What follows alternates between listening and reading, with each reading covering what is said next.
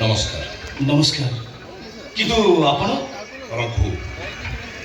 ରାଘବେନ୍ଦ୍ର ଚକ୍ର ହେଲେ ଆପଣଙ୍କର ମୋ ପାଖରେ କାମ କଣ? 1,80,00,000 ଟଙ୍କାର ଚେକ୍ ଦେଇ ମୋ ଭଉଣୀକି ମୁଁ ନେଇଯିବା ପାଇଁ ଆସିଛି। ଭଉଣୀ?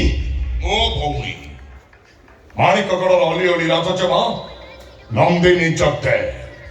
କୋଉ ନନ୍ଦିନୀ ଜଗଦେବକୁ ଆପଣ ଖୋଜୁଛନ୍ତି?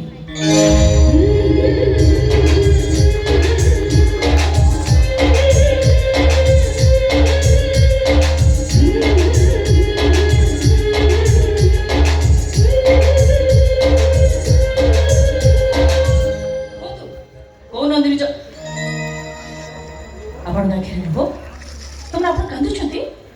ଅନେକ ଦିନ ହେଲାଣି ତତେ ଟିକେ ଆଖି ପୁରେଇ ଦେଖିନି। ତୁ ତ ମରିଛୁ ଟିକେ ଆଖି ଆଡୁ କୁଆଡେ ଚାଲିଗଲେ ତୋ ଭାଇ କେମିତି ପାଗଳ ହେଇଛି। ଅନେକ ଦିନ ହେଲା ଆଖି ପୁରେଇ ଦେଖିନି, ସେଇଥିପାଇଁ ଛାତି ଭିତରେ ଜମାଟ ବାନ୍ଧି ରହିଥିବା ମୋ ସ୍ନେହ ମମତା ଏମିତି ଲୁହ ବହିଯିବା ପାଇଁ ଚାହୁଁଛି। এই নন্দিনী আজ ଯିବି। হ্যাঁ କୁଆଡ଼େ ଯିବି? ঘরକୁ ଯିବା। ଆପଣ କିଏ? ତାଛଡ଼ା ଆପଣ ମୋତେ ନନ୍ଦିନୀ ବୋଲି କ'ଣ ସମ୍ବୋଧନ କରୁଛନ୍ତି? ଆପଣ କୋଉ ନନ୍ଦିନୀକୁ ଖୋଜୁଛନ୍ତି କହିଲେ? ମୁଁ ସେଇ ନନ୍ଦିନୀ କି ଖୋଜୁଛି ଯୋଉ ନନ୍ଦିନୀ ପିଲାଦିନେ ମୁଁ ଚେଇଠି ଶୋଇଲେ ତା କୁନି କୁନି ପାଦରେ ମୋ ଛାତିରେ ଡେଇଁ କୁଦି ଖେଳେ। ଆଲୋ ତୁ ହଉଛୁ ମୋର ସେ ଗେଲି ଭଉଣୀ ନନ୍ଦିନୀ। ନାଇଁ ଆପଣ ଭୁଲ କଥା କହୁଛନ୍ତି। ମୁଁ ନନ୍ଦିନୀ ନୁହଁ, ମୁଁ ମୋହିନୀ। ମୋହିନୀ ତ ମିଛ କାହିଁ କହୁଛୁ? ତୁ କ'ଣ ଭାବୁଛୁ ତୁ ବାହାଘର ଏମିତି ସକାଶେ ସୁନ୍ଦର କେମିତି ବହୁର ଅଭିନୟ କଲେ ମୁଁ ତୁ ଚିହ୍ନି ପାରିବିନି? କ'ଣ ଭାବୁଛୁ ତୁ ପ୍ରାଣ ଛାତିର କଲେଜା? ଏ ନନ୍ଦିନୀ ମୁଁ ଏବେ କଲିକତାରୁ ଫେରୁଛି। କଲିକତା? ହଁ, ମରିବା ଭୟରେ କରିମ୍ ଖାଁ ସବୁ ସତ କଥା ମତେ କହିଦେଇଛି। ଆପଣ ଦିବ୍ୟାଂଶୁ ବାବୁ, ଆପଣ ମୋ ଭଉଣୀକି 1,80,00,000 ଟଙ୍କା ଦେଇ ଗୋଟେ ନର୍କପୁରୀରୁ ଉଦ୍ଧାର କରିଛନ୍ତି। ବିଶ୍ୱାସ କରନ୍ତୁ ଆପଣ ମୋ ଆଖିରେ ମଣିଷ ନୁହନ୍ତି, ସାକ୍ଷାତ ଦେବତା। ସେ ରାକ୍ଷସ କରିମ୍ ଖାଁକୁ ବି ମୁଁ ଛାଡ଼ି ଦେଇଛି। ସେ ଶଳା ବେକ କାଟି ଟ୍ରେନ୍ ଲାଇନ୍ ସେପଟେ ଫୋପାଡ଼ି ଦେଇଛି। ଆପଣ ମଣିଷ ମାରିଛି। ଭଉଣୀର ସୁରକ୍ଷା ପାଇଁ ଗୋଟାଏ କ'ଣ ଆବଶ୍ୟକ ପଡ଼ିଲେ ଏମିତି ଶହ ଶହ ମଣିଷ ମାରିପାରିବି। ଖାଲି ମୁଁ କ'ଣ ଦିବ୍ୟାଂଶୁ ବାବୁ, ଏ ଦୁନିଆର ଯେକୌଣସି ଭାଇ ତା ଭଉଣୀର ସୁରକ୍ଷା ପାଇଁ ଏମିତି ହଜାର ହଜାର ମଣିଷ ମାରିପାରେ। ନନ୍ଦିନୀ ଆଜି ଯିବା।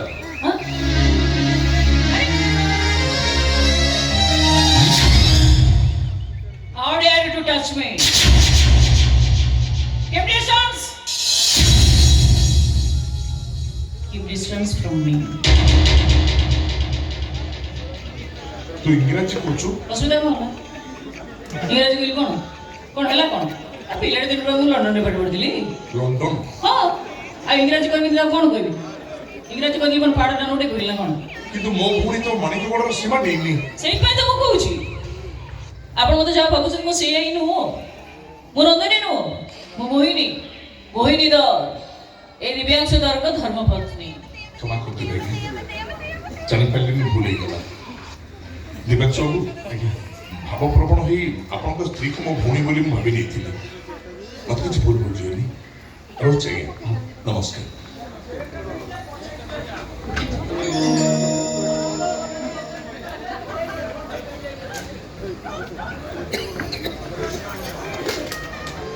ଦିବ୍ୟାଂଶୁ ବାବୁ, ଯଦି କିଛି ମାଇଣ୍ଡ ନ କରିବେ ଆପଣଙ୍କ ପେନ୍ ଟିକେ ଦେବେ?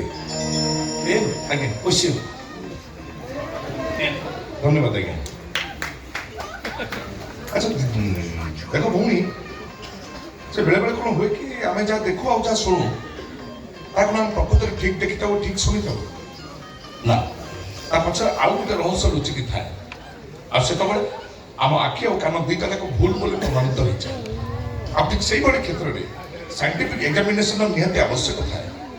ତେଣୁ ତମେ ଏଇ ପେନ୍ଟା ନିଅ, ମୋ ହାତ ପାପୁଲିରେ ତମ ନାଁ ଟିକେ ତମେ ଇଂରାଜୀରେ ଲେଖିଦିଅ।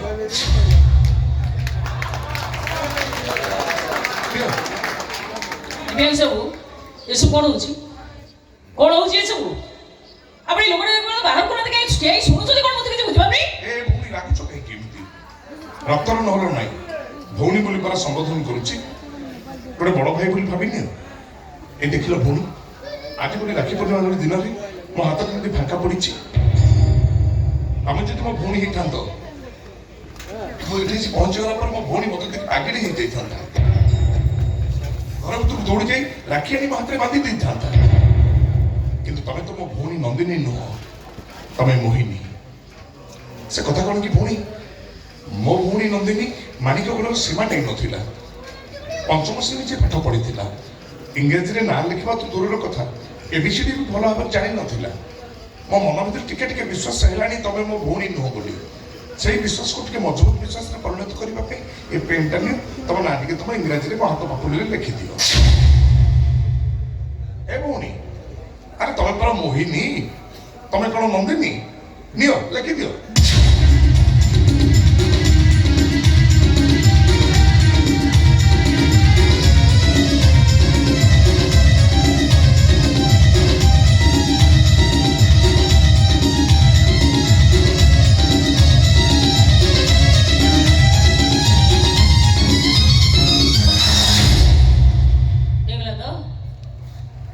ଆପଣଙ୍କ ମନ ଶାନ୍ତି ହେଇଗଲା ତ? ଏବେ ଆପଣଙ୍କ ସାଇଣ୍ଟିଫିକ ଏକ୍ଜାମିନେସନ ସରିଗଲା ତ? ଏବେ ଆପଣ ନିଜ ଘରେ ନିଜେ କୁହନ୍ତୁ, ମୁଁ ନନ୍ଦିନୀ ନା ମୋହିନୀ? ମୋହିନୀ।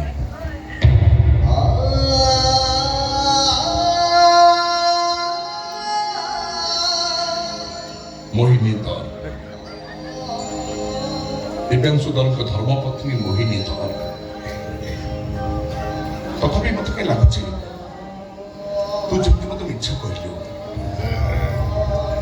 ଠକିଦେଲୁ ତୁ।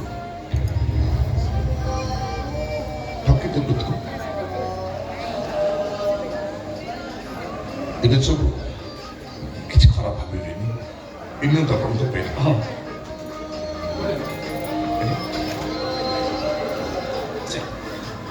ଧନ୍ୟବାଦ, ନମସ୍କାର।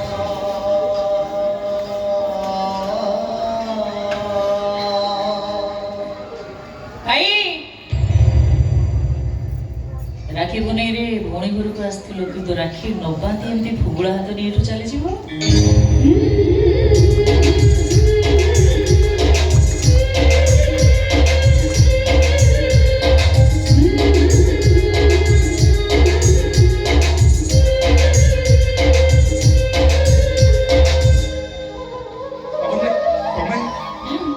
ଆଜି ରାକ୍ଷୀ ପୁନେଇ, ଆଜି କ'ଣ ମୁଁ ତମ ହାତରେ ରାକ୍ଷୀ ବାନ୍ଧି ପାରିବିନି? କିନ୍ତୁ ତମେ ତ ମୋହିନୀ। ଅସୁବିଧା କ'ଣ ହେଲା? ଟିକେ ଏଇଟା ମୋ ପାଇଁ ମୁଁ କ'ଣ ତୁମ ସାନ ଭଉଣୀ ନନ୍ଦିନୀ ହେଇପାରିବିନି? ନନ୍ଦିନୀ? ହଁ ନନ୍ଦିନୀ, ମୁଁ ତୁମ ସାନ ଭଉଣୀ ନନ୍ଦିନୀ, ଆଉ ତମେ ହେଉଛ ମୋର ଭାଇ। ଜାଣିଛ ଭାଇ, ଏ କେଇଟା ମୁହୂର୍ତ୍ତ ଭିତରେ ତମେ ଯେତିକି ଥର ନନ୍ଦିନୀ ନନ୍ଦିନୀ ଭଉଣୀ ଭଉଣୀ ବୋଲି ହେଲ ନା, କାହିଁକି ଜାଣି ତମ ସାନ ଭଉଣୀ ନନ୍ଦିନୀ ଉପରେ ମୋର ଭାରି ଈର୍ଷା ହେଲା। ସତରେ ସେ ବହୁତ ଭାଗ୍ୟବତୀ, ତାକୁ ତମ ପରି ଭାଇଟିଏ ମିଳିଛି।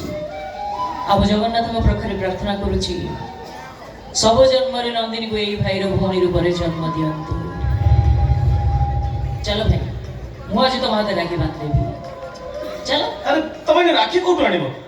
ଆମେ ଯୋଉ ପୁରୀ ଯାଇଥିଲେ, ବଡ଼ ଦେଉଳରୁ ନେତ ଖଣ୍ଡେ ନେଇ ଆସିଥିଲି, ଭାବିଥିଲି ଠାକୁର ରୋଗୀ ପୂଜା କରିବି ବୋଲି, କିନ୍ତୁ ଆଜି ଯେତେବେଳେ ଠାକୁର ନିଜେ ମୋ ଘରକୁ ଆସିଛନ୍ତି, ସେତେବେଳେ ନୀଳ ଚକ୍ରରେ ବନ୍ଧା ହେଇଥିବା ସେ ନେତକୁ ରାକ୍ଷୀ କରି ମୋ ଭାଇଙ୍କ ହାତରେ ମୁଁ ବାନ୍ଧିଦେବି।